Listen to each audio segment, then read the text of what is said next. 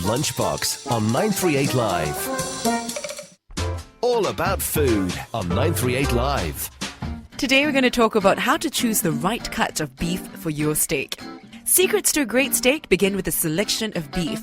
Now, most people are often at a loss when it comes to choosing beef for their steak because we often make the common mistake of going to the supermarkets, simply choosing our beef, taking it home and then cooking it as a piece of steak, and then finding it tough and chewy.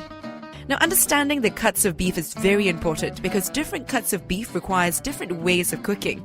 Not all cuts of beef make good steaks. Cuts like the chuck and brisket are rather tough and is more suitable to slow and moist cooking methods like braising.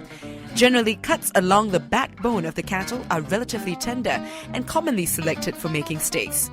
Here are some of the common cuts of beef which are suitable for making steaks. Filet mignon is a cut steak from the tenderloin of a beef cattle. It is also referred to as a tenderloin and is often regarded as the most tender part of the beef. It is relatively lean and has very little fatty tissues. This is only two relatively small pieces of tenderloin muscle in every beef cattle. Thus, the tenderloin is highly prized and often sought after by gourmet chefs and renowned restaurants. Tenderloins have a very mild flavor and often responds well to sauces without overpowering the flavor of the sauce. Next, the ribeye steak. Ribeye comes from the rib section along the upper part of the cattle's backbone. It consists of three major muscles, and when served with the rib bone attached, it is commonly known as rib steak. Meat from this part is often marbled with specks of intramuscular fat and makes excellent steaks. It is very tender and also have a vein of intermuscular fat running through it. When cooked correctly at high temperature, the fat and interconnective tissues, including collagen, break down and melt. This keeps the meat moist and gives it a wonderfully intense flavor. Ribeyes are highly rated for making excellent steaks because of the right amount of fatty tissues it has. They're more flavorsome than tenderloins and as a result tend to be more appealing to steak lovers. Next, we move on to the strip loin steak.